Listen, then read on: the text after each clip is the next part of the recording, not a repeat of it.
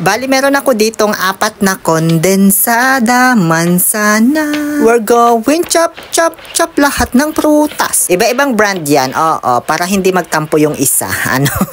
Kaya dinamihan ko na. Need ko rin kasi mag-explore kahit hindi naman ako si Dora the Explorer para malaman kung alin ba yung mas mainam, mas maganda at perfect gamitin. Para sa gagawin kong dulce amore de leche. Ang tagal ko na talagang gustong gawin ito kasi ang dami ko nang napanood na gumawa nito. Kaso ewan ko ba, lagi akong nawawalan ng time pag gagawin na to. O sadyang hindi ko lang priority, ano? Kasi hindi naman totoong nawawala yung time, yung oras, lagi namang andyan yan. Hindi lang talaga tayo priority. May baho. Kaya kapag sinabi niya sa'yong wala siyang time, huwag kang maniwala agad. May time yan. Hindi ka lang priority. Pinag-aawa yung mga tao. So ayan, nag-signature lang ako sa bawat lata para malaman na ako talaga ang gumawa nito. Charot lang, sinulat ko yung mga brand nila doon sa lata kasi kailangan daw tanggalin itong label bago i-pressure cooker. Ewan ko kung bakit, pero nakigaya na lang din ako, ano. So para hindi ako malito kapag luto na kung alin ba yung Alaskea, Cowbellia, July Cow, or Angela. O syempre, sinulat ko yung mga pangalan doon sa ibabaw at ilalim ng lata bago ko tanggalin yung mga tikita. Okay na to, ilagay na natin sa pressure cooker. Para sa mga natatakot gumamit nito, kailangan nyo lang itong isayaw tsaka kayo magbaw bago nyo buksan. Ganyan sa ginagawa ko. Para hindi niya kayo pasuin, kailangan kaibiganin nyo si pressure cooker. Ngayon, isa-isa ko nang ilalagay sa pressure. Inuna ko na si July Cow, sunod naman si Cowbellia Matsunaga, and then si Alaskea Cassiopeia, and last but not the least, si Angela de Leon. Isama ko na rin sa pagpapakulo itong paintal paint para hindi mabura yung sinulat natin kapag pinakuluan na. Sa paglalagay daw ng tubig, kailangang lampas doon sa lata. Dapat nakalubog silang lahat. Hindi pwede yung kalahati lang. Ayan, parang ganyan. Okay na yan, takpan na natin. Sa dami ng napanood ko nito, alam nyo, iba-iba rin yung time nila sa pag-pressure cooker o pag-pressure cook o pag-pressure cooking. Ano ba tama ba? Merong 45 minutes lang daw, meron namang 1 hour. Tapos yung pinakamatagal na napanood ko ay 1 hour and 30 minutes. So yun po yung susundin ko kasi mas gusto ko yung medyo mapait-pait na may pagka-dark. Ganon, yung kalalabasan ba? Hindi man siguro masusunog ano. Mag-i-start lang daw ng pagbibilang ng oras kapag narinig na yung whistle ni Mariah Carey. So hindi ko pa oorasan ano kasi kakasalang ko pa lang naman. Kumbaga nasa intro pa lang siya. Oh, holy night, the stars so brightly shine.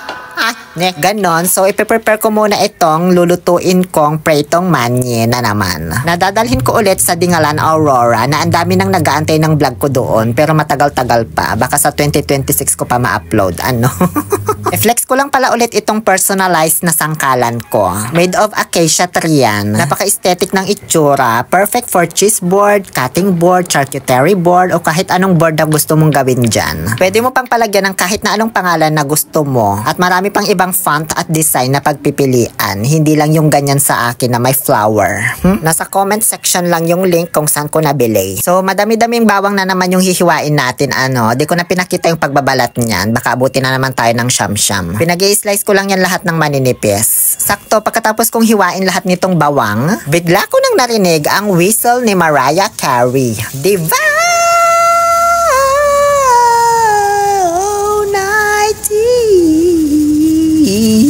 Ganon, hindi ko kaya be. Basta ayan nakikita ninyo, nagwi-whistle na yung pressure cooker ko, ano? So dali-dali ko pong tinignan ng orasan namin. Ayan, 2:00. Hindi sakto pero ni-round off ko na. So bali papatayin natin ito ng 3:30. Kasi nga 1 hour and 30 minutes, 'di ba? Nasa medium fire yan, hindi masyadong mahina at hindi rin malakas na malakas. O so alangan tutunga nga lang ako sa loob ng 1.5 oras. Syempre luluto ko na itong mani para naman magkaroon ako ng silbi sa buhay. Kinuha ko na ang kauuring na kawali. Alam nyo, ang tibay ng kawaling ito, bata pa lang yata ako, ginagamit na namin. May kawali naman kaming hindi kauuring, kaso butas. Mas nauna pang nabutas yung bagong bili kaysa dito sa luma namin. 2 boteng mantika pala yung kailangan natin dito. So ayan, bumili ako sa Oseb. 109 lang isang bote niyan. Kung doon sa nauna kong vlog na nagprito ako ng mani, inuna kong ilagay yung mga mani. Ngayon naman, inuna kong inilaglag itong mga bawang. Pero parang nagkamali ako dito. Mas okay pa rin na inuuna yung mani kaysa bawang. Ewan ko ba ba't nakinig pa ako sa mga nagko-comment. Matagal kasi maluto ang mani, lalo na kapag maramihan yung ipiniprito mo. Pero kung kunti lang naman, applicable yung ganitong step na inuuna yung bawang. Nilagyan ko din pala ng kaunting siling labuyo. Nung malapit ng maluto, nagdidikit-dikit na yung mga bawang. Inilaglag ko na yung nabili kong cornic noong sinaunang panahon pa. Sayang din kasi kung di ko makain. Bali yung bawang pala yung nagsisilbing basihan ko kung luto na ba yung mani or hindi pa. Kapag nag-brown na yung bawang, ibig sabihin luto na rin yung mani. So dito sa luto ko ngayon, dahil nga sa inuna ko yung bawang, ang bilis tuloy nag-brown yan motion. Kaya ayon, pinatay ko na agad kaysa masunog yung bawang. Kaya ang naging resulta nitong pritong mani ko, medyo hilaw pa yung mani. Pero nung lumamig naman na, pwede na, sakto lang. Pero may ilan pa rin na butil ng mani na medyo hilaw talaga pag kinagat. Pero di na rin mapapansin pag kinain na. Siguro pag meron lang meticulosa, ganyan. Anyway, balik na pala tayo dito sa ginagawa kong dolce amore de leche. Kasi hindi naman mani ang focus nitong vlog ko. Pampatay oras lang natin ito, So kung nakikita nyo yung orasan namin, 3:30 na. Kaya, inirap ko na yung apoy nitong pinapakuluan ko. O syempre, hindi mo pa yan bubuksan agad-agad kasi sobrang init niyan. Kailangan mo nang tanggalin yung whistle at pasingawin yung steam niya. Kung takot kayo gumamit ng pressure or wala kayong pressure cooker, pwede naman daw sa kaldero lang. Pero kailangan mo siyang pakuluan ng at least 4 to 5 hours. Matagal, diba? Alam nyo, natuwa ako pagbukas ko kasi hindi nabura yung mga sinulat kong label nila. Ayan, ang galing nung pentel pin na nabili ko. Expected ko talaga mabubura na yung mga sinulat ko dyan. So hindi pa to pwedeng buksan kahit nabuksan ko na sa pressure cooker kasi dapat palamigin pa yung lata. Baka din kasi sumabog pagbukas. Ngayon na malamig na silang lahat, bubuksan na natin isa-isa. Nakahilera na yan sila lahat from right to left. Una si Angela, sunod si July Cow, si Cowbelia, and then si Alaskea. Ngayon, buksan ko na gamit ang nail cutter. Stick can opener pala. Alam nyo, pwede rin daw gawin itong dolce de leche nang hindi mo na ipipressure or pakukuluan kasama yung lata. Yun bang bubuksan na agad tapos pakukuluan lang yata yun sa kawali or saan ba yun? Basta ganon, may napanood ako Bahala na kayong mag-search at okay naman na ako dito sa ginamitan ng pressure cooker. Ngayon at nabuksan ko na lahat, titignan na natin ang laman sa loob. Na-excite ako parang ang sarap na nakaka-diabetes. Ayan po yung itsura ni Angela. Sakto lang yung thickness, hindi masyadong malapot. Kumuha lang ako konti. Mamaya ko natitikman. Tignan naman natin si July Cow. Why? Perfect. Actually, nabuksan ko na yan kanina. Na-excitement kasi ako. Mas makapal ito, yung parang buo-buo talaga na parang yema ba. Dito naman na tayo kay Cowbelia Patilia. Ayan, di ko masyadong bet kasi malabnaw yung texture. Parang caramel syrup yung kinalabasan. Kuha lang din ako konti kasi sabay-sabay ko na to titikman lahat. Last but not the least, si Alaskea. Disappointed din ako dito kasi malabnaw din. Expected ko pa naman na ito yung the best. Ngayon, titikman ko naman na sila isa-isa. Masarap.